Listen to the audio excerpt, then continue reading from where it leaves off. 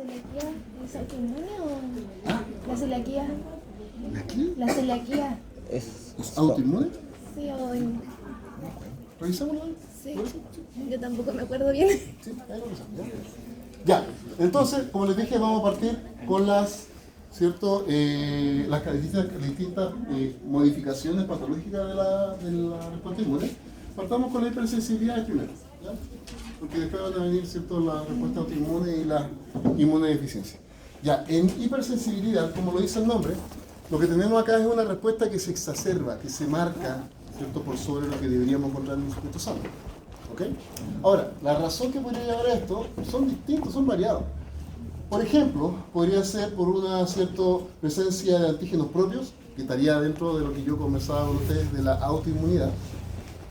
Pero también podría ser presente o podría ser, ¿cierto?, desencadenado por microbios o patógenos específicos que, si bien inicialmente no te generarán un problema más grande, el problema está en que posteriormente, cuando se va repitiendo la exposición, la respuesta inmune se hace cada vez más intensa.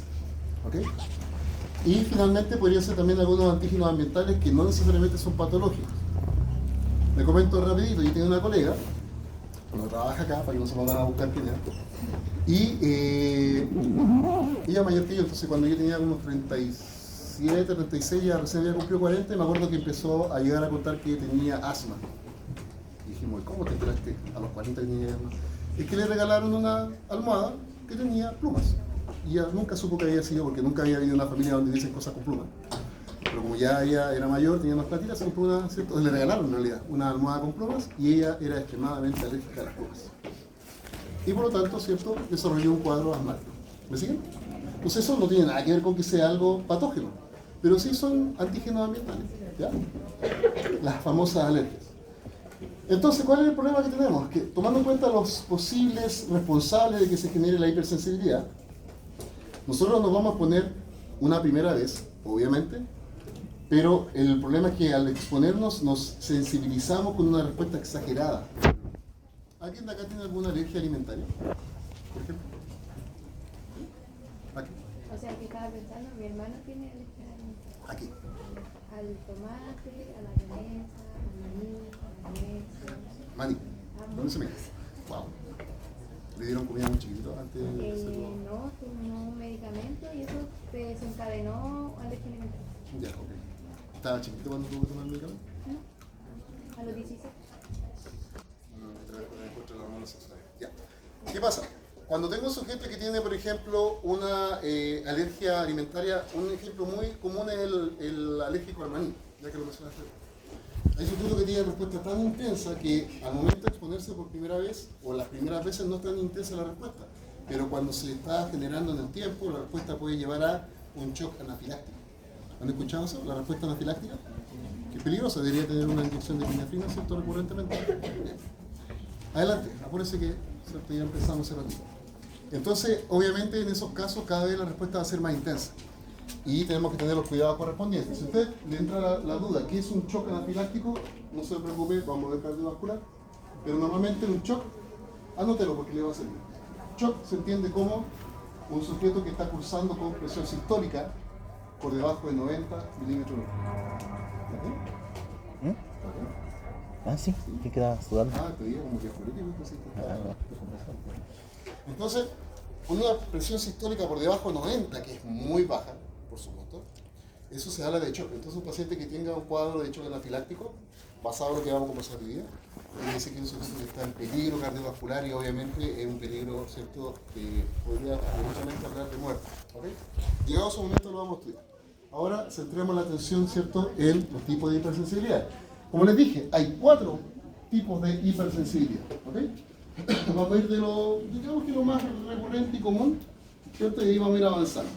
El primero, que se conoce como hipersensibilidad de tipo 1, ¿cierto? 2, 3 y 4.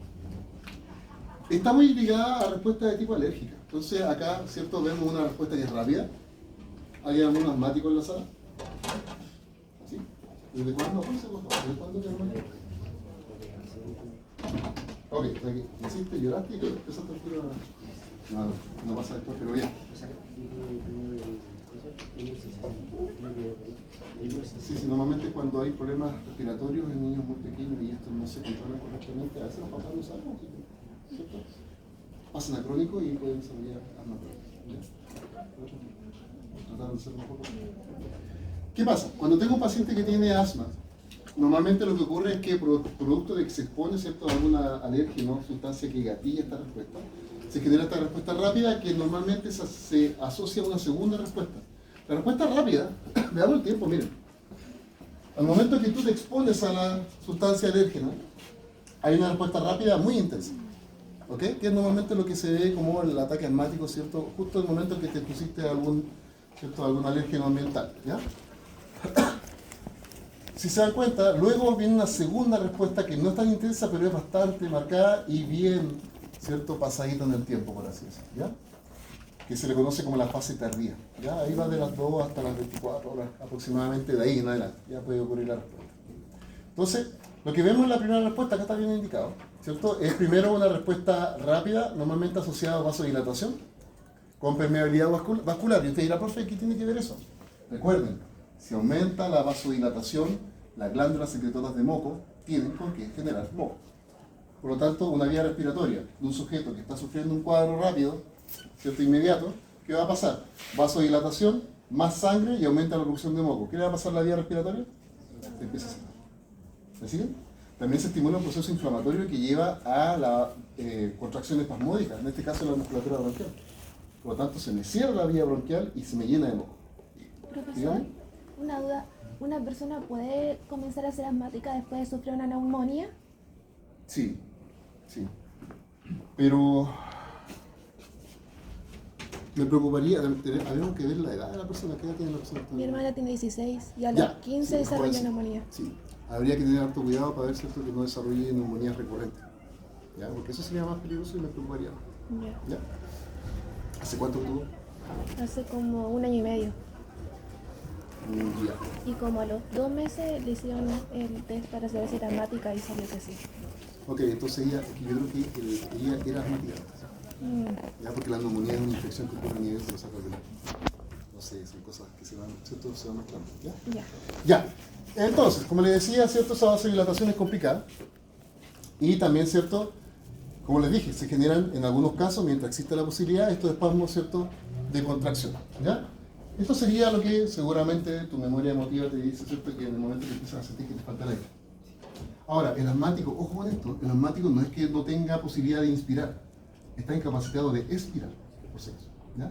¿Por qué? Porque como tengo una vía respiratoria que está más cerrada, la expiración que necesita que comprime la caja torácica se hace, ¿cierto?, mucho más intensa el trabajo y tracción sobre la vía respiratoria y es más fácil que se cierre o se colapse, ¿ya? Entonces, como no puedo expirar, es imposible inspirar, porque ya tengo ocupado, ¿ya? Y la etapa tardía, como les dije, no requiere, porque ya tuvimos la primera exposición y acá se echaron a andar, ¿cierto?, las fichas, por así decirlo, para que después, un par de horas después, ¿cierto?, la respuesta inflamatoria y todo lo que esté, ¿cierto?, asociado allá a la respuesta celular y secreción de sustancias proinflamatorias, ¿cierto?, genere una respuesta mucho más duradera, puede durar días en algunos casos, siempre y cuando no haya cierto tratamiento entre medio. Y vamos a ver que ya hay harta participación de ¿quién?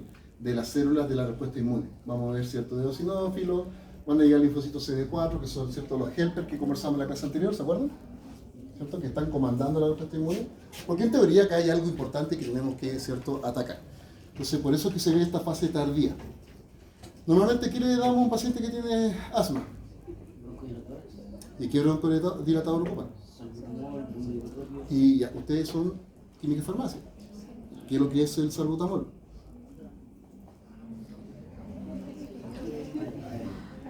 Ojo, es un agonista beta-2 arenérgico. Y usted dirá, profe, ¿qué tiene que ver que sea beta-2? Los beta-2 son inhibitorios, por lo tanto inhibe la musculatura respiratoria y por lo tanto broncodilatación. Ahí está la respuesta. ¿Ah? No se olvide, el químico farmacéutico tiene que saberse muy bien los mecanismos de acción. ¿Ok? Tiene que ser caperuso de eso. Ya.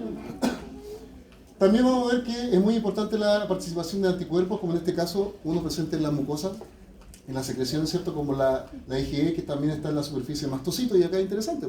Se activa o se une el antígeno al anticuerpo, el presente en la membrana del mastocito, y el mastocito degranula rápidamente y libera histamina y todo lo que esté relacionado. ¿ya?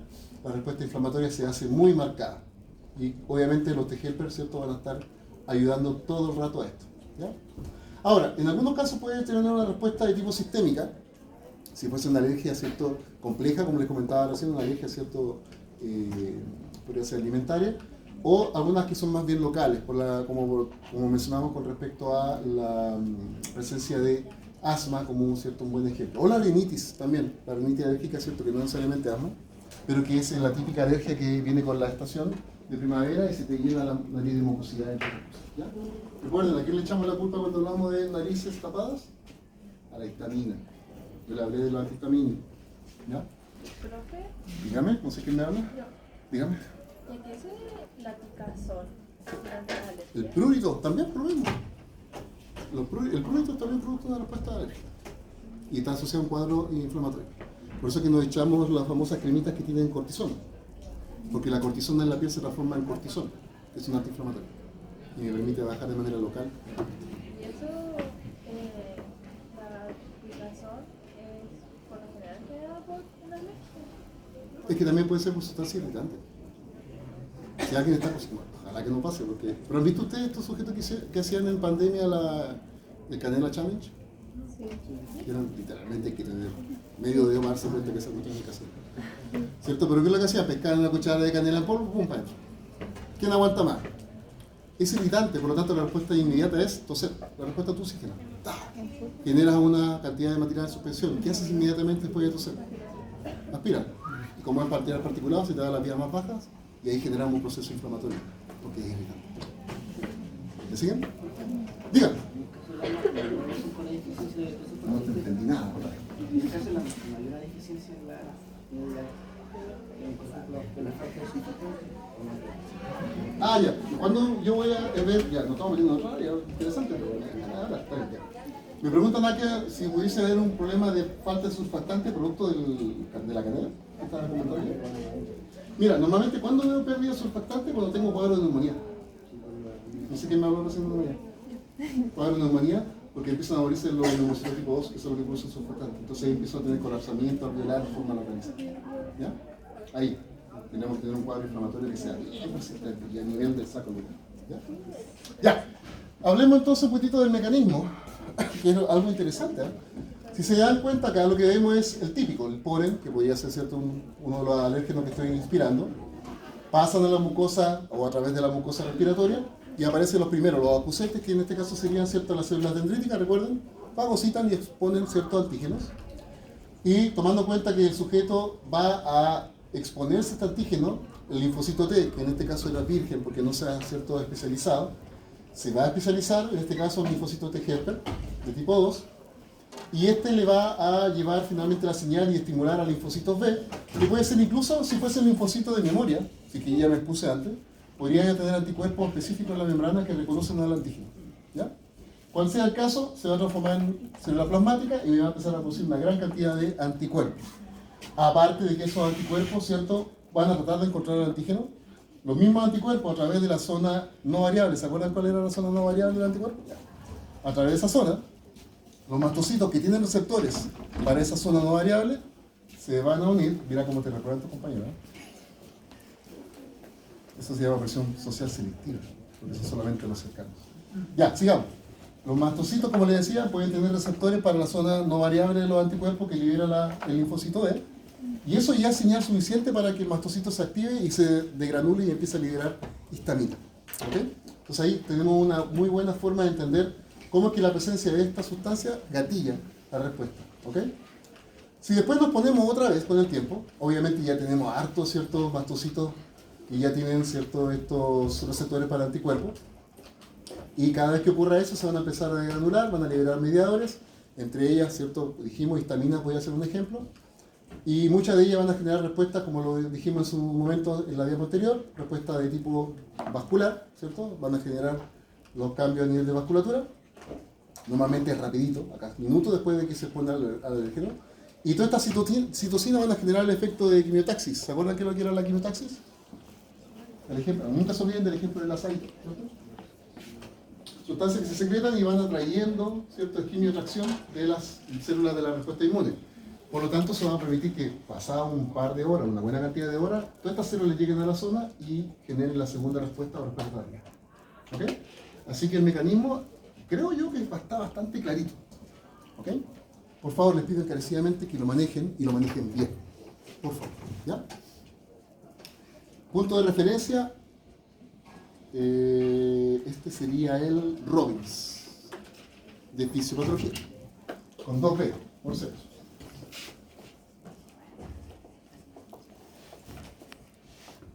Ya.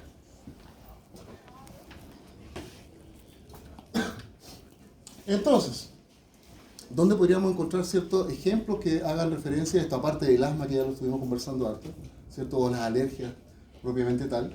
Aparte de la alergia alimentaria que ya mencionamos, ¿cierto? Y el asma bronquial, está también la rinitis alérgica que yo mencioné hace un rato. Es un buen ejemplo.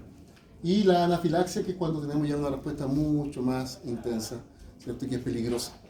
Ojo, si alguien tiene una respuesta alérgica intensa, tiene que moverse rápido, porque si tú ya te pusiste antes y no lo sabías, y viene segunda o tercera, el tiempo cada vez va a ser más corto antes que empiecen los cuadros más complejos. Te cuento cortito. Yo estaba con mi señora y mis 2 hijos, ¿cierto?, acampando en la montaña, y de la nada me dice, oye, mira, Carlos. Y mi señora tenía, no, esta mano. El anillo estaba enterrado y la mano así era como el doble. ¿Qué te pasó? No sé, parece que me picó alguien. Algo. No alguien, algo. Algo. Dije, a ver, me miré, empecé a mirar la cara, se empezó a hinchar y ya. Estábamos, no me acuerdo, no sé, era una santa, un poblado, santa. Tenía que llegar en, no sé, media hora, manejando normal, llegué como en 10.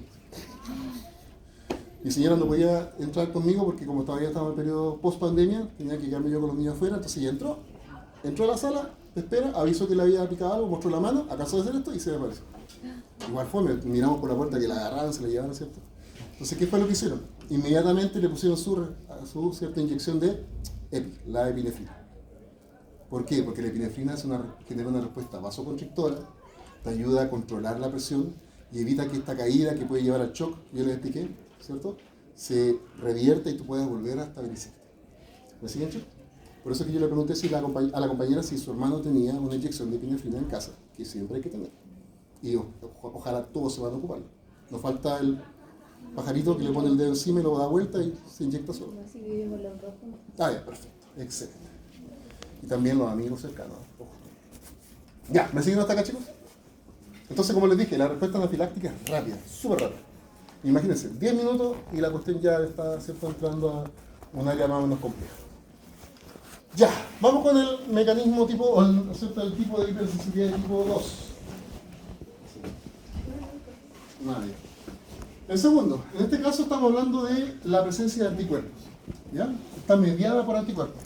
Acá van a aparecer algunas patologías que son bien entretenidas, les voy a decir. O sea, son patologías al final de cuentas, pero son entretenidas. Entonces, ¿qué es lo que ocurre acá? Acá tengo anticuerpos, que obviamente están porque quieren buscar un antígeno, ¿ya? Y normalmente cuando se genera cierto desencuentro es cuando generamos alguna respuesta que no es deseada.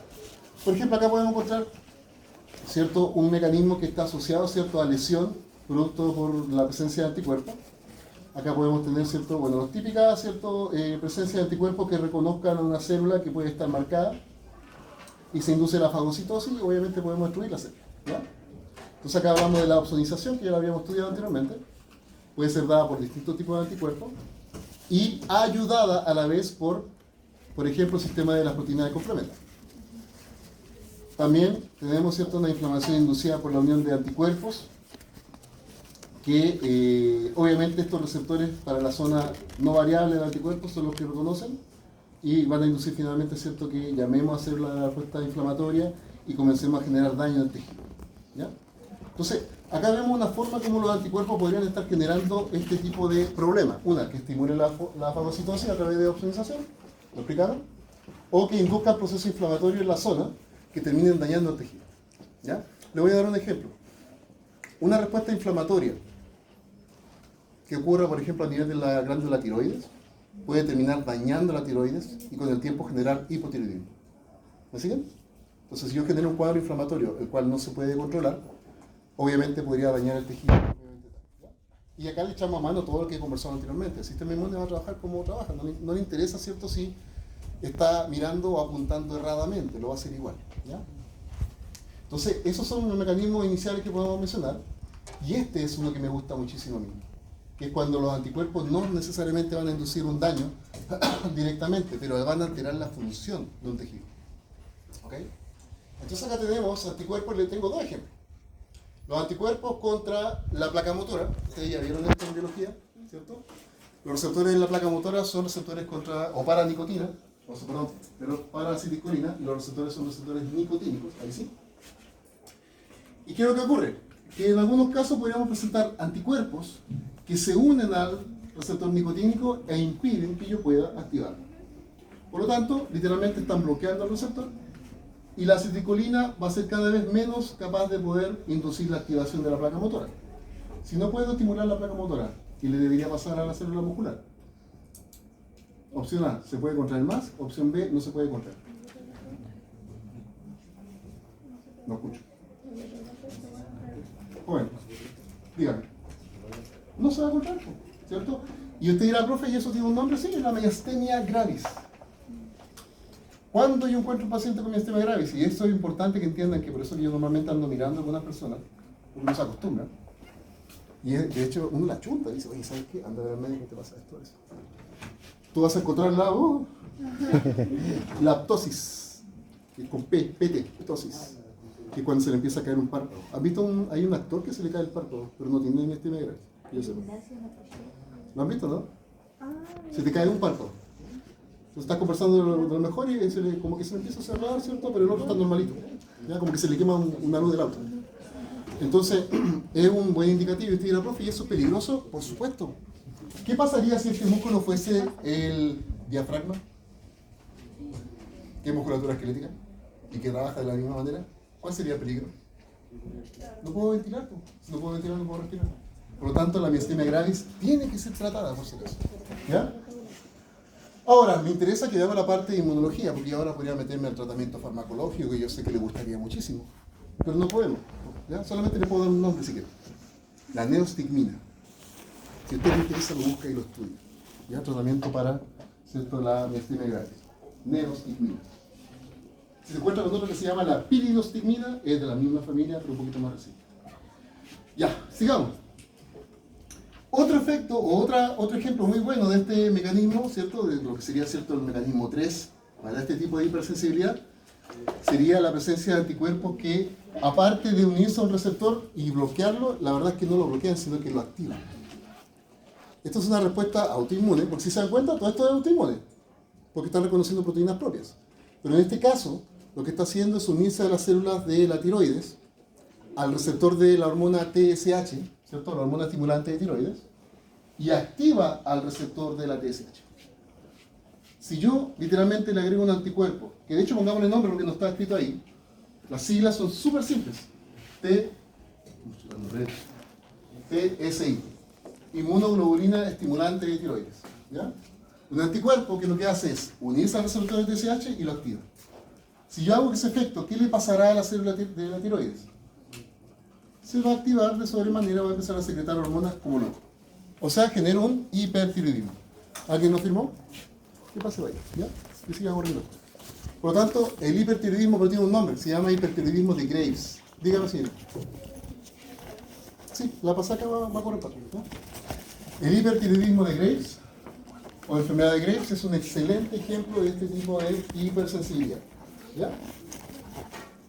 Punto al margen, importante que lo tengan presente. Siempre que tenga un paciente con Graves, siempre va a tener voz. Sí. Bien. El recurso para reconocer la enfermedad de Graves era los oftalmos, ¿no? A esa oftalmia, efectivamente. Sí. Pero es que hay puntos igual interesantes de presente. Cuando yo estaba trabajando en la UECO, se llegó una colega francesa. Y era muy inquisidora en su forma de ser. Y jamás supe que tenía esa oftalmia hasta que me indicó que empezó con un tratamiento. Y como nunca la conocí, así que siempre la conocí. Ojo, pero en cambio, el gozo sí se empezó a notar. Ya. Miren, si el tiempo lo da y si alguien quiere, yo tengo una imagen progresiva de un actor inglés que sufrió esa oftalmia severa. Trabajó en películas de humor antiguas porque como se veía tan grotescamente chistoso, para así decirlo, le sacó provecho. Ahí les puedo mandar, ¿cierto?, una diapositiva de eso si es que lo desean. Me escriben al correo y yo se lo comparto. Ya, que se lo paso a otra carrera. Vamos con el tercer tipo de hipersensibilidad. Acá lo importante son los complejos inmunes o inmune complejo. ¿Ya? ¿Qué quiere decir eso? Que yo tengo que tener un anticuerpo y un antígeno que tienen que estar unidos y la presencia de ese complejo es el que va a desarrollar normalmente el problema. ¿Okay? Yo reconozco al complejo inmune y eso es que es lo que gatilla, ¿cierto?, la hipersensibilidad. Uno muy clásico es la vasculitis, ¿ya? Un proceso de inflamación a nivel de algunos vasos. Y como les decía, ¿cierto?, normalmente necesita la presencia de este complejo. Y obviamente eso va a estar asociado con ¿qué? Con que generemos daño en el tejido que esté obviamente asociado. ¿Ya? Ahora, estos antígenos pueden ser propios o pueden ser externos. Por lo tanto, las patologías autoinmunes caen también dentro de este complejo. ¿Ya? Y uno externo podría ser desde una proteína, ¿cierto?, extraña o algún microorganismo patógeno, porque la verdad es que uno no anda por la vida inyectándose proteínas extrañas. ¿Ya? Pero sí está expuesto a patógenos. Y la forma como puede generarse este cuadro tiene dos posibilidades, que sea local, que ¿cierto?, es más o menos manejable. Un ejemplo es la reacción de Arthurs. Si usted nunca lo ha escuchado, es simplemente simple. Yo podría inclusive hacerlo experimentalmente. Aplico de manera cutánea un antígeno y veo que se inflama la zona específica. Se enrojece y se inflama. Esa es la reacción de Arthurs, que puede ocurrir con un antígeno que tú hayas tomado cierto contacto de manera directa. ¿Ok? Y la otra es que yo tengo una respuesta sistémica. Y ahí obviamente, si está viajando por la sangre, va a generar procesos de inflamación en varias partes. Podríamos tener una vasculitis, o podríamos estar hablando de, por ejemplo, cuadros de artritis. O sea, es más bien sistémico. Estos pueden tener una duración que es variable, porque podría ser aguda, normalmente asociada a un tipo de complejo que con el tiempo lo vamos, ¿cierto?, destruyendo. Por lo tanto, es autolimitado la respuesta. Se genera la respuesta, pero simplemente permitiendo, podremos darle un poquito de tratamiento para bajar la sintomatología, pero con el tiempo el sistema se encarga de eliminar el complejo. Y hay otros que son crónicos, en donde lamentablemente la presencia de estos inmunocomplejos se está generando todo el rato. ¿Por qué? Porque, por ejemplo, tengo una patología autoinmune. ¿Eso qué quiere decir? Que no importa que yo elimino este inmunocomplejo, mi sistema inmune sigue generando anticuerpos que en algún momento van a reconocer a otro antígeno propio. ¿Ok?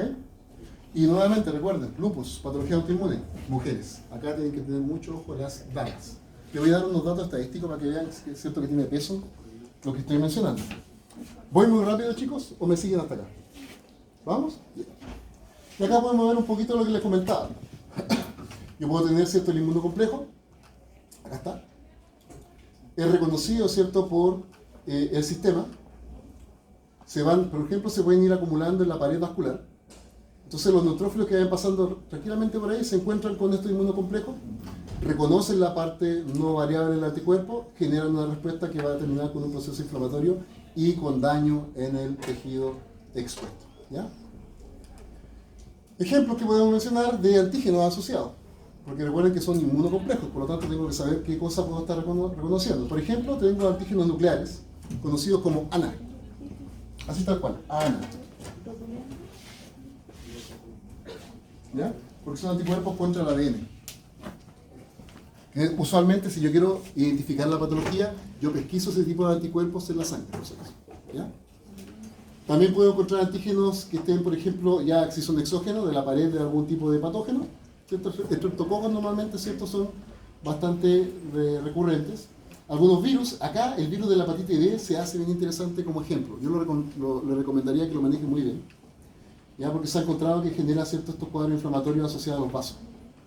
Y la artritis, más que todo porque ahí voy a empezar a generar la reacción de anticuerpos que se van a encontrar con sus antígenos correspondientes. Recuerden que la artritis es de tipo autoinmune. ¿Ok? Y nos queda el cuarto mecanismo o tipo de hipersensibilidad, que en este caso, ¿cierto?, hace referencia ¿a qué? A la función celular. ¿Ok? Acá tengo células funcionando. Obviamente vamos a hablar de los linfocitos T, si son los que, ¿cierto?, están todo el rato comandando. Y como son aquellos que organizan la respuesta inflamatoria e inmune, hablamos de los CD4. ¿Cuáles eran los linfocitos CD8? Los citotóxicos, bien, ¿cierto? ¿Y con qué MHC respondían? ¿Tipo 1 o tipo 2? Ya, requiere el buen rosa. Se lo digo porque podría perfectamente preguntarle la pregunta. ¿Ya? Ya. ¿Qué pasa en este caso? yo puedo tener una célula que me está exponiendo un antígeno, ¿ya? Y los linfocitos, lo que van a hacer, obviamente se van a activar, los linfocitos TCD4, y como son de tipo helper, van a empezar a liberar citoquinas para poder estimular el proceso inflamatorio, ¿cierto? Y obviamente la misma célula inflamatoria la misma célula de la respuesta inmune, como los neutrófilos, también van a liberar, ¿cierto?, más citoquinas que van a activar a más linfocitos CD4. Pero el problema está en que esto no se hace autolimitante, se hace exageradamente. Por lo tanto, el cuadro inflamatorio es tan intenso que termina dañando el tejido circundante. ¿Okay? Entonces acá, ¿quién tiene la culpa inicial? Es el linfocito CD4, ¿cierto?, que comienza a liberar en cantidades exageradas, ¿cierto?, esta citoquina. Ahora, estos antígenos podrían ser propios o podrían ser, ¿cierto?, en este caso se ve un patógeno, pero podrían ser perfectamente propios. Por eso es que yo puedo tener artritis reumatoide como un ejemplo de hipersensibilidad de tipo 4. ¿Ya? La psoriasis también, ¿cierto?, por presencia de citocinas, pero acá podríamos echar la culpa también a otro tipo de antígenos que también podrían ser exógenos. La diabetes mellitus tipo 1, en donde el sistema inmune reconoce proteínas específicas de las células beta pancreáticas y ataca, ¿cierto?, con inflamación y destruye el tejido. Y la esclerosis múltiple, que es un excelente ejemplo porque al final de cuentas lo que hacen es inducir una respuesta inflamatoria y que daña principalmente las vainas de mielina. Entonces el sistema nervioso se vuelve incapaz de poder mantener una buena velocidad de conducción, o derechamente, recuerden, si yo pierdo toda la vaina de mielina, el potencial de acción simplemente pasa a un potencial local y después desaparece. Por lo tanto, la señal deja de poder ser transmitida. ¿Me siguen, chicos? ¿Sí? Ya. Entonces vemos los 4 tipos de mecanismos, ¿cierto?, de hipersensibilidad, y ahora podemos hablar de la autoinmunidad. Pero acá, antes de hablar de la autoinmunidad, hay que hablar de otro puntito importante. ¿Cómo evito la autoinmunidad?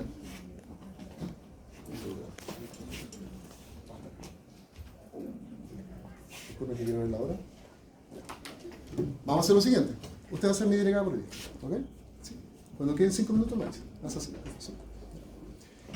Ya. Primero hay que entender que nuestro sistema, en estricto rigor, no tendría por qué fallar. Pero bueno, falla en algunas ocasiones. ¿En qué género falla más? En el femenino. Como les decía, hay mayor patología autoinmune. ¿Ok? Entonces, ¿cómo nosotros nos aseguramos de que no tengamos la presencia de esta respuesta autoinmune, ¿cierto?, sin control? Esto hace referencia a el control de la inmunidad o de la autoinmunidad, que tiene 2 aristas, por así decirlo. Una tolerancia central o un sistema de tolerancia central y una periférica. ¿A qué se refiere uno con tolerancia? Si yo soy intolerante, ¿quiere decir que aguanto o no aguanto algo? Ya, pues entonces lo que tengo que hacer es asegurarme que las células que salgan a circulación o que ya estén en circulación sean tolerantes a mis propios antígenos. A eso se refiere con tolerancia. Y si yo encuentro en algún momento una célula de la respuesta inmune que no es tolerante, por lo tanto, al tomar contacto con un antígeno propio, monta una respuesta inmediata, se activa, etcétera, etcétera, tengo que eliminar. ¿Ok? ¿Cómo lo voy a eliminar si es que no quiero que nadie más sufra más que esa célula más? Por apoptosis, ¿ya? Que es lo clásico. Entonces, ¿qué ocurre? En la tolerancia central ocurre principalmente a nivel del timo, ¿cierto? Para hablar de los linfocitos T. Cuando tú ingresas estos linfocitos que están en desarrollo, células presentadoras de antígenos le van presentando antígenos propios. Entonces, si la célula no responde, si el linfocito T no responde, porque no tiene ninguna, ¿cierto?, respuesta hacia esos antígenos propios, es tolerante, por otras palabras, ¿cierto?, se puede transformar finalmente en un linfocito de regulación y sale a circulación. ¿Ya? Y nos permite, ¿cierto?, mantener a raya algún tipo de respuesta que puede ser, ¿cierto?, peligrosa, o nos puede mantener, ¿cierto?, a raya la actividad de la célula de la respuesta inmune, y por lo tanto eso quiere decir que no va a estar nunca respondiendo ante antígenos propios. Pero ¿qué pasaría si un linfocito sí responde? Le expongo un antígeno propio y este sí se empieza a activar. Las células van a tener que inducir una muerte por apoptosis. Por lo tanto, en estricto rigor, en el mejor de los ciertos escenarios, estas células no deberían salir a circulación. No deberían salir del timo. ¿Me siguen, chicos? ¿Ya? Y lo mismo, ¿cierto?, si es que tenemos linfocitos B, en este caso, ¿cierto?, que a nivel ¿cierto?, del tejido de formación puedan estar o puedan presentar anticuerpos que sean específicos para el tejido propio. Obviamente lo destruimos, ¿cierto?, también por el mismo mecanismo de muerte celular. Profe, Dígame. ¿hay alguna enfermedad en la que los linfocitos al salir al timo dañan el timo? ¿Que lo dañan? No, pues de hecho el timo es un blanco terapéutico súper interesante si tengo autoinmunidad, la timotectomía. Entonces, por ejemplo, tengo un paciente con miastenia gravis, muy avanzada, y yo le puedo sacar el timo. ¿Ya? Entonces también elimino una fuente de producción de linfocitos T. No es la única, obviamente. ¿Ya? ¿Y qué pasaría si yo estoy ahora ya en circulación? Está la tolerancia periférica. Entonces acá yo puedo tener linfocitos T, linfocitos B, ¿cierto? Que podrían, ¿cierto?, responder a mis antígenos propios. Supongamos que este sistema falló, se me coló un linfocito, salió a la circulación, ¿cierto?, de T o B. Y lo que hago yo es tratar de poder, ¿cierto?, suprimir su función. Igual voy a necesitar de células presentadoras de antígenos propios, que están ahí dando vueltas en los tejidos periféricos. Y si el linfocito se activa, inmediatamente gatillamos su muerte por apoptosis. ¿Ok? Ahora, si no hay respuesta, o sea, si la célula de energía, ¿cierto?, hay presencia de energía, obviamente la célula no va a ser, ¿cierto?, inducida a su muerte por apoptosis porque no respondió. No le importó el antígeno propio. Lo mismo pasaría, ¿cierto?, con el linfocito B. Si el linfocito B no tiene respuesta ante la presencia de algún antígeno, simplemente se mantiene, ¿cierto?, en circulación. Y si fuese el caso que se puede activar por un antígeno propio, inducimos su muerte. Normalmente, ¿por qué? Por apoptosis. ¿Y quién se encarga de esto? Los famosos linfocitos reguladores que ya había mencionado anteriormente, que provienen del timo. ¿Ok? Yo les dije una tarea la semana pasada, o sea, la clase pasada. ¿Cuál era el mecanismo de los linfocitos, o por el cual los linfocitos T reguladores generaban su efecto? ¿Se acuerdan, no? ¿Alguien lo buscó? ¿O fue muy poco tiempo entre el lunes y el miércoles? ¿Fue muy poco tiempo? La compañera me dice que sí. ¿Cuál es su apellido, señorita? ¿Usted, al fondo? ¿Lentes? ¿Sonriendo, mirando para el lado? ¿Sí? ¿Cómo se llama usted? ¿Ah? ¿Y su apellido? ¿Castillo? Lo escucho. Cancino. Ya, Cancino.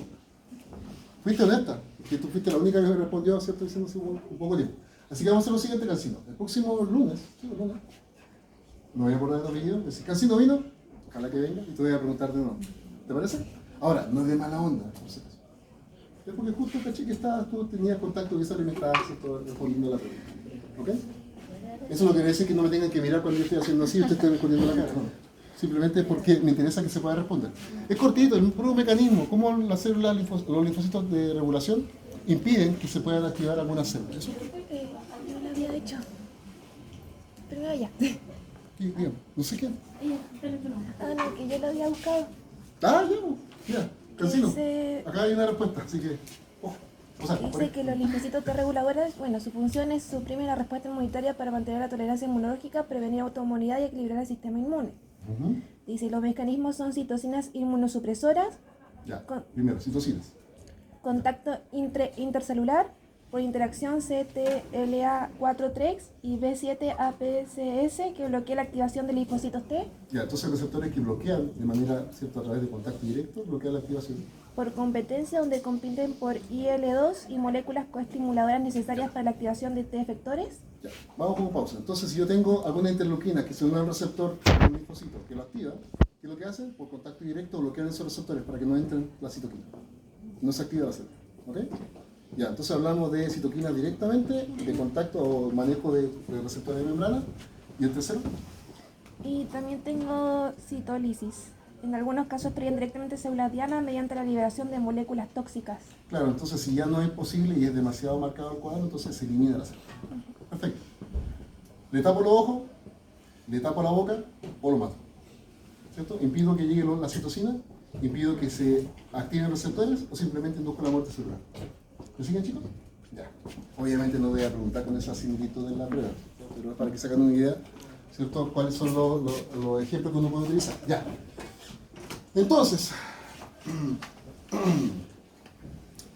como les comentaba, ¿cierto?, la posibilidad es que simplemente yo pueda matar a la célula o simplemente dejarla sin ningún tipo de, ¿cierto?, de respuesta, ¿ya? Que es lo que se conocía como anergia, ¿ya? La célula simplemente ya no va a funcionar. Y ahora podemos hablar de, ¿cierto?, una vez que ya tenemos más o menos una idea de lo que es la tolerancia inmunológica, hablar un poquito de la autoinmunidad. ¿Ya? En este caso, hay que tener presente que hay varias cositas que ya se comentaron anteriormente, pero que tienen que tenerse en cuenta. Una de ellas es el tiempo que puede estar asociado a este tipo de patología. Voy a hacer un ejemplo sencillo, que es bastante útil. El desarrollo de la diabetes mellitus tipo 1. ¿Ya? Para que lo siento porque es bastante interesante, importante. Resulta que el paciente que tiene diabetes mellitus tipo 1 tiene una carga genética marcada. Solamente un porcentaje pequeñito es sin un origen, ¿cierto?, bien determinado. Pero lo interesante es que esta respuesta autoinmune se comienza en los primeros años de vida.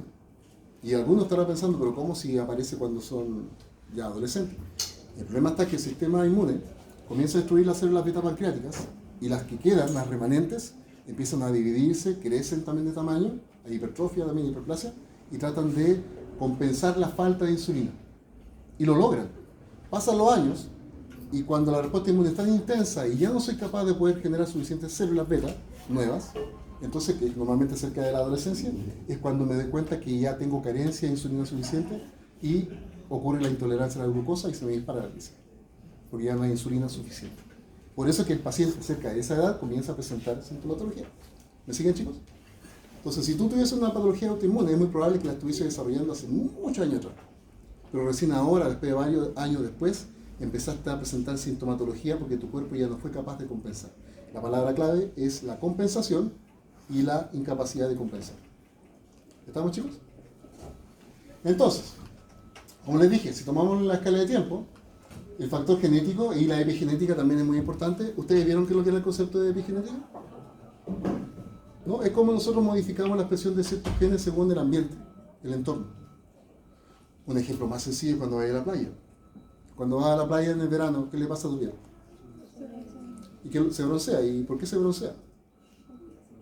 Porque produce melanina. O sea, melatonina. No, melanina.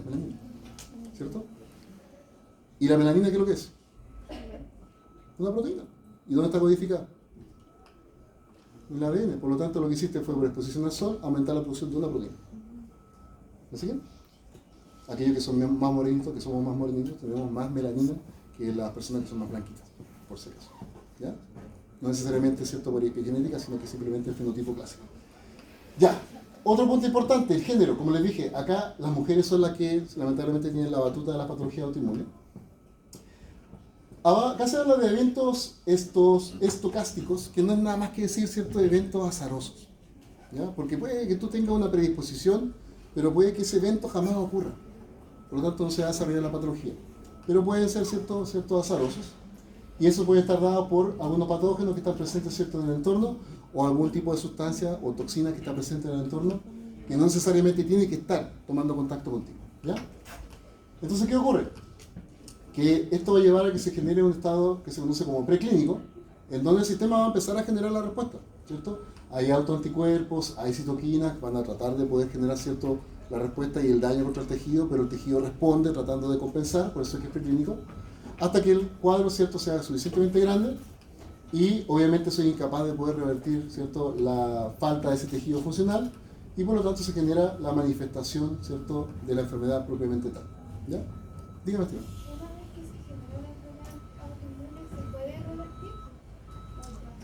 Como te dije, en algunos casos se pueden tomar medidas drásticas como la timetectomía, sacar el timito, o aplicar inmunomoduladores de por vida, que también es algo que se utiliza mucho para los trasplantados.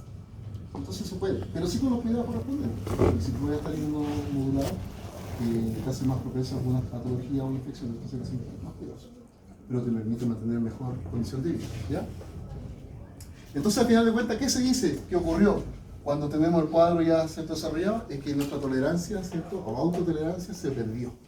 El sistema ya no es tolerante, comienza a atacar a nuestras células propias. ¿Ya? Entonces, lo interesante podría ser, por ejemplo, un cuadro específico contra un órgano. Acá podemos usar un ejemplo sencillo. Nos vamos de nuevo a la tiroides. La patología se llama tiroiditis de Hashimoto, con H inicial. ¿Le suena? Sí. ¿Cierto? Que es un hipotiroidismo. En este caso, la respuesta inmune va a atacar a las células y la va a destruir. ¿Ok? Y la funcionalidad se pierde. ¿Ya? O podrían ser sistémicas, como la que ya mencionamos hace un ratito, que es el lupus eritematoso. El nombre lo dice, lupus eritematoso sistémico. ¿Ya? Es ¿cierto? Bien grande el cuadro que se genera. Entonces, acá tenemos que echarle mano a todo lo que hemos conversado anteriormente. ¿Cuáles son los mecanismos que pueden llevar a que se genere, ¿cierto?, esta pérdida de autotolerancia?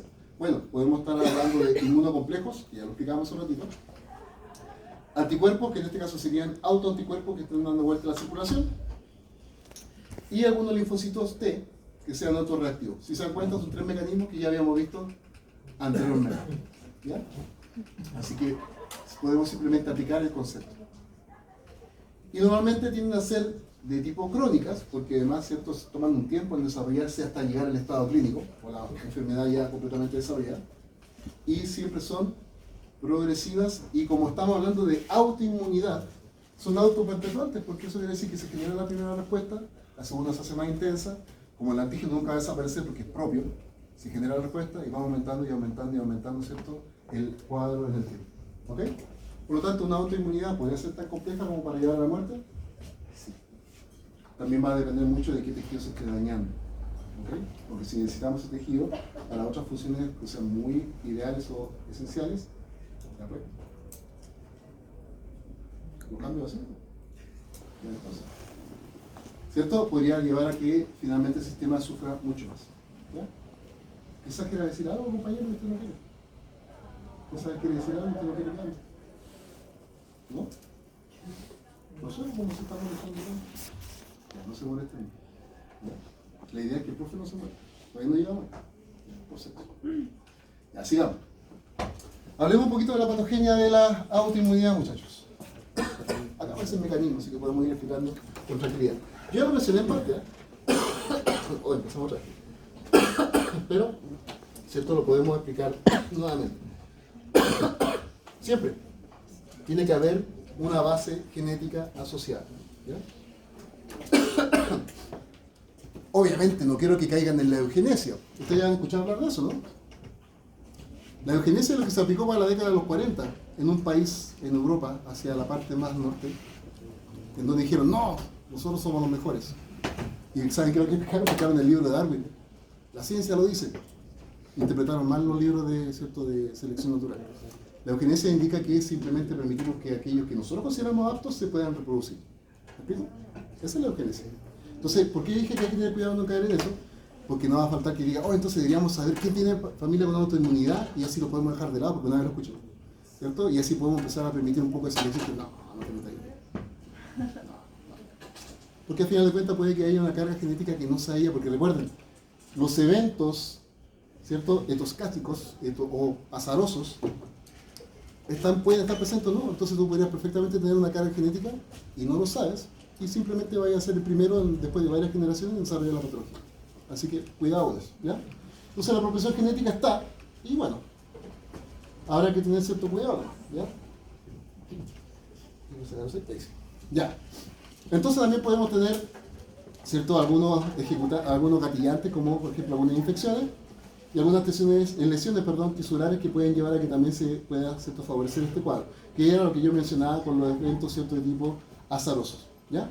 Los tipos de autoinmunidad ya lo habíamos explicado, ¿cierto? Sabíamos que puede tener ciertos problemas en la tolerancia. Eso quiere decir que esto esté fallando.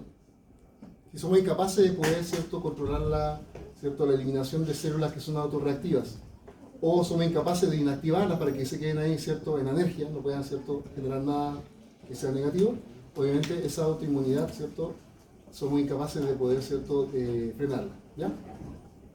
O que empecemos a expresar antígenos que son anómalos. ¿Y eso qué quiere decir? Que sean anómalos y son antígenos propios. Que normalmente cuando yo expreso un antígeno propio, me guardo cualquier otro coactivador. Te expreso solamente el antígeno propio. Pero si yo me equivoco, te expreso el antígeno propio y me asigno un coactivador, la célula va a tener los dos receptores activados y se va a activar. Entonces es un error que comete el sistema inmune al presentar de manera incorrecta un antígeno. ¿Ok? Tengo la imagen más adelante, se lo voy a mostrar. Y que obviamente, ¿cierto?, generemos cuadros inflamatorios tan gatillados con una respuesta inmunitaria, ¿cierto?, innata, y que obviamente pueden llevar a este cuadro de autoinmunidad. Ya acá estamos viendo un poquito lo que yo les comentaba, ¿cierto? La predisposición genética, la incapacidad de eliminar, ¿cierto?, las células que no son tolerantes, y los mecanismos, ¿cierto?, gatillados por los elementos ambientales que pueden estar presentes, patógenos, ¿cierto? Antígenos que se expresan incorrectamente, ¿cierto? O activación de linfocitos autorreactivos que no deberían por qué activarse. Entonces, me interesa que vayamos viendo un ejemplo a la vez, o sea, un mecanismo a la vez. ¿Ya? ¿A qué me refería cuando yo decía que se pierde, ¿cierto?, la tolerancia o hay una regulación defectuosa? Entonces, hay varios elementos, pero yo le puse este, ¿cierto?, para que se entienda a qué nos estamos refiriendo con ese componente que se llama, o que se ha indicado con las letras, ¿cierto?, aire. Ya lo voy a explicar a continuación. Que no es nada más que un regulador autoinmune. Lo puse en inglés porque de ahí viene la sigla, ¿cierto? Y que lo que normalmente hace nuestro sistema es lo siguiente. Lo voy a agrandar. Nuestro sistema hace lo siguiente. Una célula presentadora, ¿cierto?, de antígeno que está ubicado en el timo, está exponiendo antígenos y está, ¿cierto?, trabajando en base a estos antígenos que son asociados a estos reguladores. Entonces, si yo lo expongo de manera correcta, porque está presente el gen funcionando, estos antígenos, si son reconocidos, me van a dar pie a mí para poder eliminar la célula, ¿cierto?, que es autorreactiva, y la elimino por, ¿cierto?, apoptosis, o en el caso que sea necesario, ¿cierto?, lo llevo a energía. Entonces, ¿cierto?, lo elimino, o puedo terminar generando, ¿cierto?, un linfocito que sea de tipo de regulación. O sea, esta sería la forma como nuestro cuerpo se asegura de que estas células autorreactivas no salgan a circulación directamente. Pero el problema, perdón que apreté el botón, es que si yo tuviese un fallo a nivel genético, por eso es que el factor genético es importante, en donde esos reguladores de autoinmunidad no están presentes correctamente, no se expresan, el receptor no contiene esos antígenos. Entonces, si yo no soy capaz de poder expresar el antígeno, aunque pase un linfocito que sea autorreactivo, no va a poder ser capaz de unirse al receptor, jamás se va a poder saber si efectivamente es autorreactivo y pasa volando de la red. ¿Okay? Entonces, eso obviamente me lleva a que la selección no se logró, ¿cierto? Hay ausencia de esta selección negativa. Recuerden, selección negativa, porque lo que responda a lo que yo expongo tiene que morir, por eso que es selección negativa, ¿ya? En este caso no ocurre y las células simplemente salen, y cuando llegan a circulación se van a encontrar con los antígenos que no han sido expresados originalmente, pero lo van a encontrar en los tejidos periféricos, y ahí tengo el cuadro de autoinmunidad. ¿Me siguen, chicos? Ahí yo creo que se entiende bastante por qué el factor genético es tan importante. ¿Ok? Ahora, va a depender también de cuáles sean estos ciertos reguladores de la inmunidad, porque recuerden que antígenos hay una cantidad enorme. Por eso es que algunas patologías son específicamente para un tejido, algunas son más sistémicas, etcétera, etcétera. ¿Me siguen, muchachos? ¿Sí? Ya. Lo otro que yo le comentaba era que fuésemos capaces de producir una presentación de antígenos, pero que sea, ¿cierto?, anormal, que esté asociada a problemas. ¿Y en qué consiste esto? Como yo le decía, una célula que presenta antígenos, ¿cierto?, normalmente puede presentar antígenos propios, o puede ser, ¿cierto?, en este caso son antígenos propios porque quiero hacer la selección negativa. ¿Y qué es lo que ocurre? Que podría expresar este antígeno en presencia de proteínas, ¿cierto?, correguladoras o coestimuladoras. Entonces, ¿qué va a pasar? La célula va a responder y se va a, ¿cierto?, activar. Y por lo tanto esta célula va a ser capaz de poder, ¿cierto?, ir a atacar a los tejidos que estén, ¿cierto?, presentes y que presenten también estas proteínas. Entonces, ¿cuál es la gracia? Es que yo debería expresar esto sin la presencia de coactivadores. ¿Ok? En cambio la otra, que hace referencia a la respuesta inmunitaria, no se ve tan bonito, déjala así, ¿ya?, de tipo innata inicial. En este caso yo expongo no antígenos propios, como estamos viendo acá, sino que estoy exponiendo antígenos que son de un patógeno, y esto va a llevar a que estos antígenos tengan cierta similitud con algunos antígenos propios. Esto se llama mimetismo molecular. Le voy a dar un caso sencillo. Hay pacientes que se enferman de una patología respiratoria transitoria, chiquitita, y a la semana presentan un daño renal, insuficiencia renal aguda, pero es transitoria también, ¿ya? Pero la pasáis mal en el momento. ¿Por qué? Porque se puede generar, ¿cierto?, un efecto de mimetismo molecular, y eso puede llevar a que, ¿cierto?, las células finalmente reconozcan otro antígeno como si fuese extraño, aunque es propio. ¿Okay?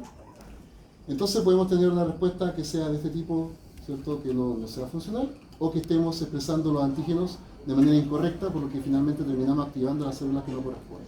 ¿Ya? Pero, profe, Dígame. ¿eso que dice B7 el mismo micrófono. B7 no es la proteína coactivadora. ¿Ya? Es como si quisiéramos que, y así quisiera, o sea, es un ejemplo sencillo. Yo quisiera tomar un sujeto y lanzarlo. Si yo lo trato con una sola mano no puedo, pero si yo le pongo la otra manito es más fácil que lo pueda hacer. ¿Ok? Entonces son coactivadores que no deberían por qué expresarse. O sea, yo voy a expresar el antígeno que me interesa, pero si le agrego el coactivador, la célula se activa. ¿Ya? Bien. Vamos con ejemplos que yo le había dicho que eran interesantes. Acá está lo que le había prometido, chicos. La epidemiología. Miren los casos. Esto es según el 2023 en Chile. De un total de 15.793 personas estudiadas, 14.497 eran mujeres, o sea, más del 90%. Entonces, cuando yo le decía que las mujeres son las que tienen más patología autoinmune, totalmente mentira, por si acaso, ¿ya? Ahora, si vuelvo a insistir, para que no sientan que eso sea una desventaja, o sea, podría tratarse de una desventaja, pero bueno, las estadísticas son así. Pero insisto, los varones tenemos otras vías de muerte que son más recurrentes, no que hagamos tonteras, sino que nos morimos por problemas cardiovasculares, ¿sí? Y somos muchos más, por si acaso, ¿ya? Entonces, hablemos del lupus, porque el lupus es un excelente ejemplo de autoinmunidad, no es el único, ¿eh? Se vuelve a repetir lo que hemos comentado, ¿cierto? Que hay una predisposición genética y que hay ciertos desencadenantes del ambiente. Entonces, ¿qué es lo que vemos acá? La famosa predisposición genética, que lleva a que tengamos estos linfocitos que pudiesen, ¿cierto?, ser autorreactivos. Y supongamos un desencadenante X, una radiación ultravioleta. ¿Qué ocurre con esto? Resulta que, de hecho, si usted nunca lo ha pensado, cuando usted se quema por el sol y se le empieza a salir el pellejito, es porque se le murieron una cantidad enorme de células, por si acaso. Son células muertas, ¿ya? Si usted pesca su cama y ojalá que le brinden, ¿cierto?, y hagan la camita, y usted le da un poquito a la sábana, va a salir un poquitito de material particulado. Eso es mucha piel que se va soltando y que va, ¿cierto?, quedando en la cama. Y que le encanta a los ácaros, por si acaso. Por eso que hay que lavarla. Entonces, ¿qué ocurre? Si hubiese un desencadenante, por ejemplo, hay una muerte por exposición a UV, las células van a morir, si no es tan intenso, ¿cierto?, el NOXA, van a morir por apoptosis. ¿Y cuál es el problema? Es que yo voy a empezar a eliminar todos estos cuerpos apoptóticos y van a empezar a aparecer muchos antígenos que usualmente están guardaditos, pero que ahora están disponibles para el sistema inmune. Porque recuerden, ¿qué es lo que hacemos con los cuerpos apoptóticos? Los fagocitamos. Si tenemos una predisposición genética, fagocitamos estos antígenos, aumenta la predisposición de antígenos presentes, va a permitir que el sistema, que es, ¿cierto?, no es tolerante, va a llevar a que empecemos a generar anticuerpos, ¿cierto?, por ejemplo, antinucleares, que era lo que yo comentaba, que lo podemos pesquisar en sangre, y eso va a llevar a que se genere la activación de células de respuesta inmune. Por ejemplo, podemos activar a los famosos receptores TUL, ¿se acuerdan? Los TUL-like receptors, los TLR, que tienen la clásica forma, ¿cierto?, que vimos en la clase anterior, o previa a la anterior. Eso va a llevar a ¿qué? A que se activen estas células mediante liberación de sustancias proinflamatorias, ¿cierto? Se estimulen a las células para que comiencen a generar, en este caso específicamente, anticuerpos. ¿Ya? Son linfocitos B, pasan a células plasmáticas y comienzan a liberar más anticuerpos que estén asociados con ¿qué? Con esos antígenos propios que se habían expuesto originalmente. ¿Ok? Ahora, ojo, el lupus, como les dije, es sistémico, por lo tanto eso quiere decir que no solamente estamos hablando de anticuerpos contra ¿cierto?, el núcleo celular, puede ser contra otro tipo de proteínas más. Y el efecto obviamente es mucho más marcado, ¿cierto?, a nivel sistémico. ¿Ya? Entonces el problema está en que finalmente nos vamos a comenzar a encargar de producir grandes cantidades de anticuerpos, que son los que se van a distribuir por nuestro sistema. ¿Se entiende, chicos? ¿Sí? Ya. ¿Cómo estamos en la hora, Esteban? Ya, deberíamos alcanzar. Vamos con la inmunodeficiencia entonces. Son más cortitas las clases. Ya. La inmunodeficiencia la podemos clasificar. Recuerden, inmunodeficiencia. El sistema inmune, todo lo que vimos anteriormente es que está trabajando a full y más de lo que debería y peligrosamente más de lo que debería. Ahora tenemos inmunodeficiencia. El sistema inmune no está trabajando correctamente. Puede ser de tipo primaria, lo cual quiere decir que está asociada netamente a que tengamos una deficiencia de tipo hereditaria, ¿ya? O pueden ser adquiridas, o también conocidas como secundaria, que pueden ser por efecto de algún agente, ¿cierto?, infeccioso. De hecho, lo pregunté hace un rato y lo primero que dijeron fue, ¿cierto?, el SIDA, y ahí tenemos un ejemplo, ¿cierto?, adquirido. pero también puede ser producto de otras condiciones. Por ejemplo, diabetes, cáncer, el tratamiento también, como la radioterapia, la quimioterapia, ¿cierto? También la utilización de algunos fármacos. Acá podemos agregar también algunas sustancias que sean, ¿cierto?, tóxicas para la médula espinal, ¿cierto? Perdón, para la médula ósea. Y también vemos los nutricionales, ¿ya? Que es importante porque hemos visto hartos casos de personas que tienen inmunodeficiencia nutricional, ¿ya? ¿Y qué va a pasar esto? Y bueno, acá aparece lo que le había comentado en su momento, algunos fármacos que lo podemos utilizar para poder, ¿cierto?, evitar rechazo en trasplantes, pero que obviamente si no son administrados con el cuidado correspondiente pueden llevarnos a la inmunodeficiencia, ¿ya? Entonces acá vamos por partes. No voy a entrar con detalle específico de cada una de las proteínas involucradas, pero hay una que me interesa, que es esta. Entonces vamos con la primaria, que está asociada, ¿cierto?, a la parte más bien de herencia genética. Nos vamos a encontrar que podemos encontrar defectos de tipo innatos, ¿cierto?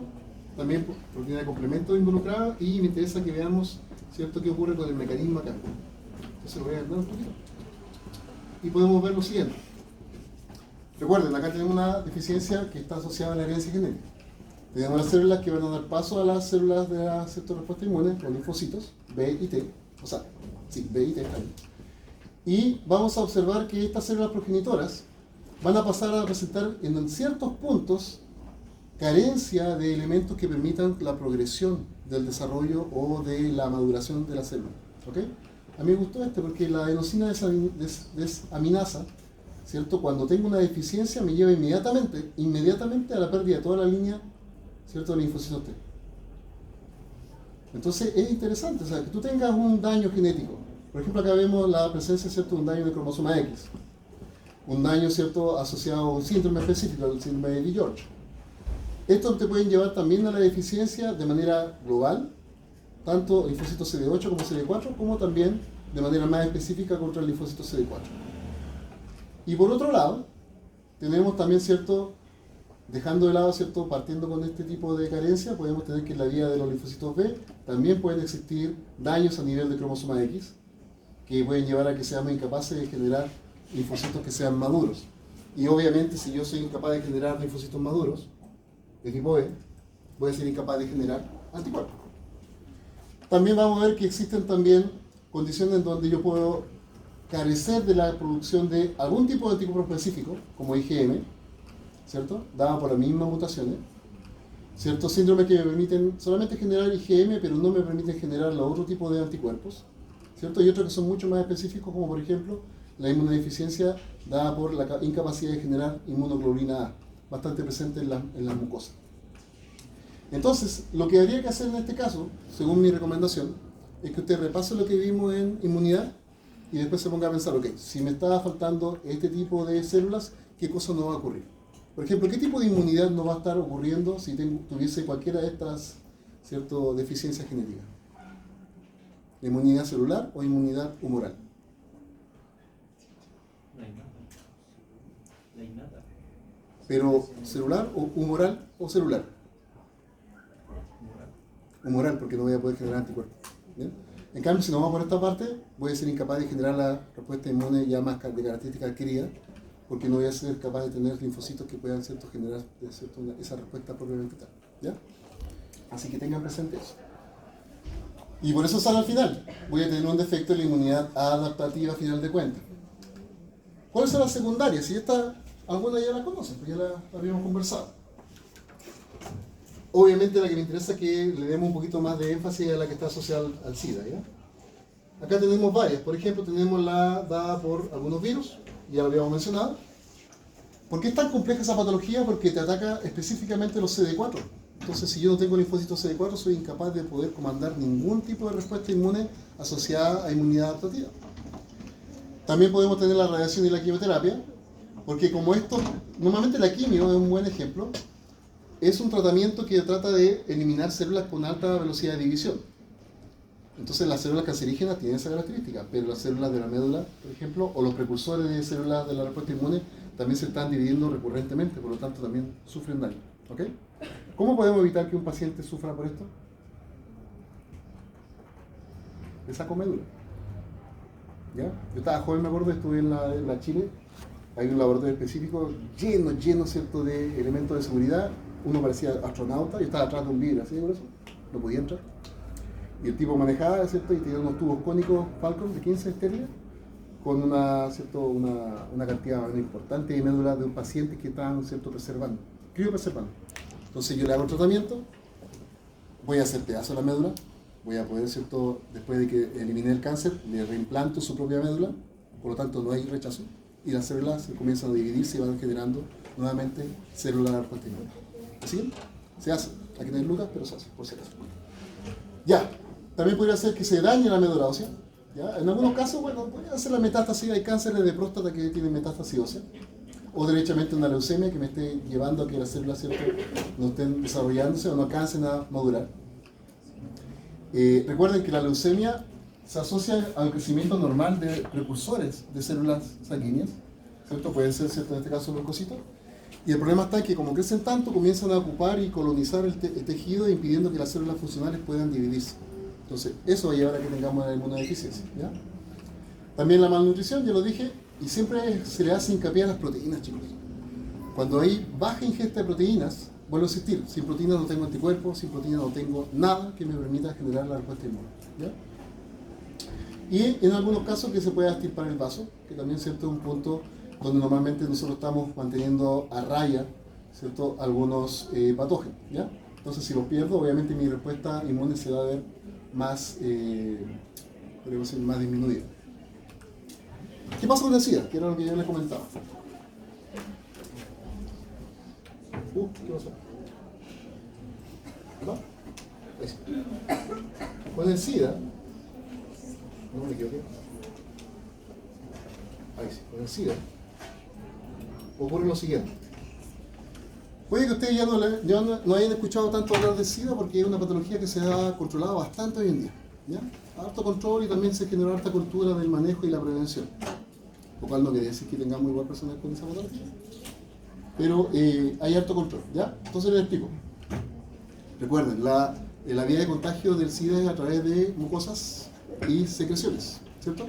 Por lo tanto, cualquiera sea el caso que lleve a que se genere la exposición al patógeno, este patógeno obviamente va a llegar al tejido, va a tener contacto con células de la respuesta inmune de primera línea, como las células dendríticas, por ejemplo, y esto, o derechamente va a actuar directamente sobre un linfocito CD4, que de hecho ese es su blanco, por si acaso, es como su hospedero. El virus del SIDA lo que hace es entrar a este linfocito y dividirse hasta lisarlo, a romperlo. O sea, no dividirse, sino que copiarse hasta lisarlo. Entonces es un virus lítico, ¿ya? Me destruye las células. Por lo tanto, ¿qué va a pasar?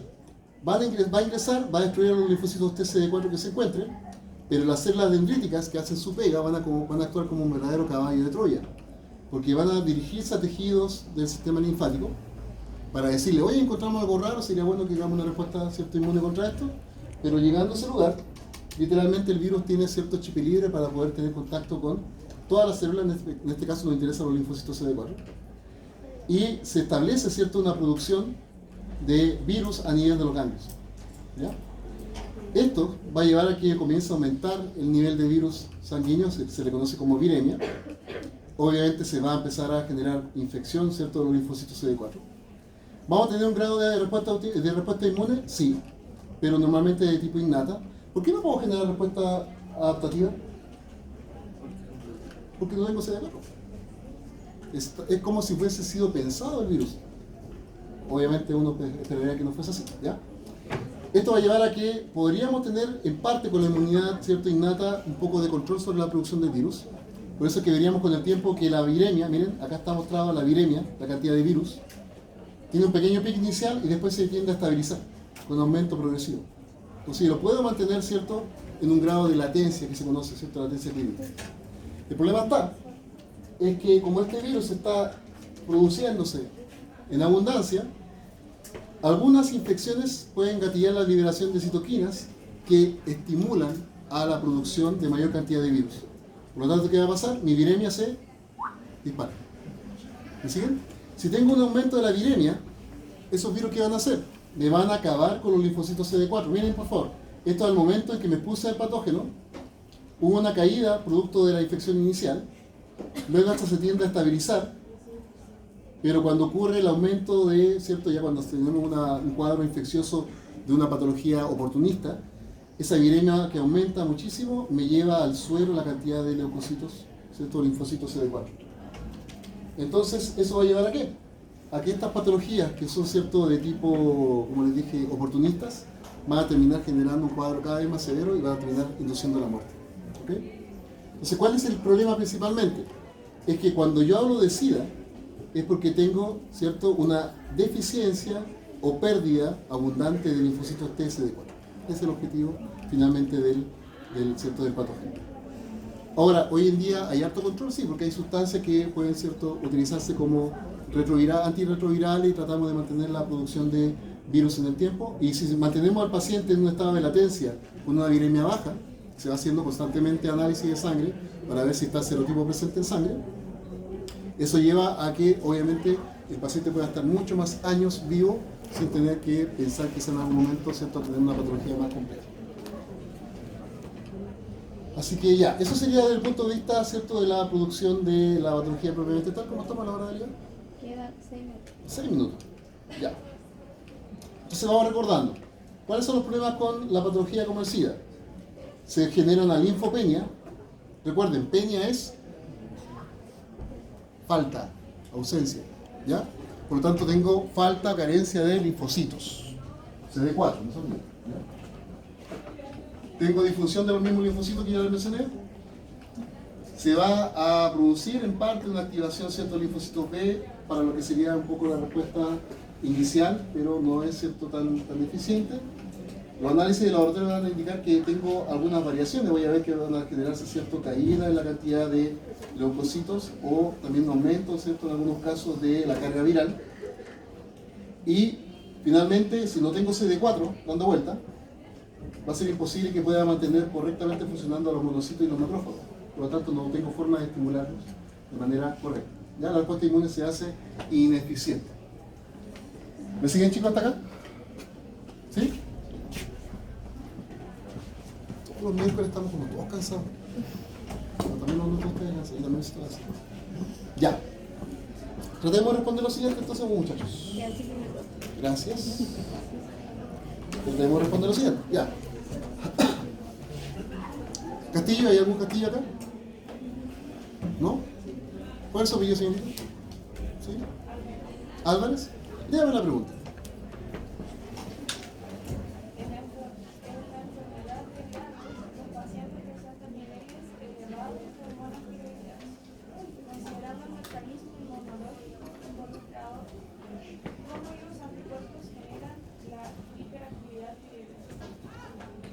Ya, directamente, la enfermedad de Graves, va a tomar los puntos más importantes, igual estuvo bajito, entonces para que todos puedan escuchar. Ya, tranquilo. Además, todos saben leer. ¿Cierto? La enfermedad de Graves, recuerden que es una patología autoinmune y lo que estamos haciendo es estimular en forma excesiva los receptores de TSH. ¿Ya? Eso es lo primero que había que tener presente. Entonces dice, considerando el mecanismo inmunológico involucrado, cómo estos autoanticuerpos generan la hiperactividad tiroidea. Entonces aparecen acá, ¿cierto?, ejemplos. ¿Qué creen ustedes que sería, tomando en cuenta lo que conversamos hoy día, una buena forma de poder, ¿cierto?, responder esta pregunta?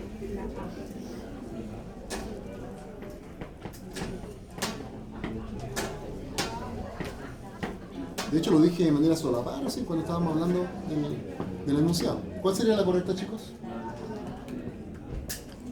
No escucho nada. ¿La A? Sí, efectivamente, porque se une al receptor y lo activa, ¿ya? Lo mantiene estimulado. Ese es el punto clave. ¿Y qué tipo de hipersensibilidad sería la enfermedad de Graves, tomando en cuenta lo que conversamos anteriormente? ¿Tipo 1, tipo 2, tipo 3 o tipo 4? Tipo 1, alergia. Tipo 2, anticuerpos. Tipo 3, inmunocomplejo. Tipo 4, células, ¿cierto?, de la respuesta inmune. Por lo tanto, ¿qué tipo sería? 2. Y si usted no lo recuerda, ahí está, para que ustedes vayan repasando. ¿Okay? ¿Y qué tipo de hipersensibilidad sería el paciente que tiene asma? 1. ¿Y el paciente que tiene lupus? 3. ¿Estás seguro? ¿No puede ser 4?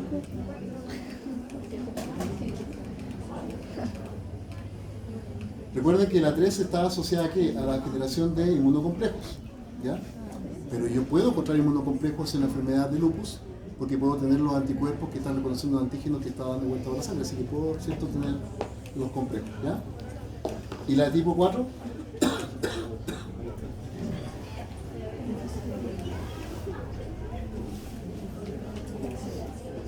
¿Usamos lupus como ejemplo? ¿Lo podemos usar como ejemplo? Es autoinmune. Es una buena pregunta. Lo dejamos como tarea para la próxima clase. Ahí a la vuelta conversamos. Y nos queda el último minuto, que le vaya muy bien, chicos.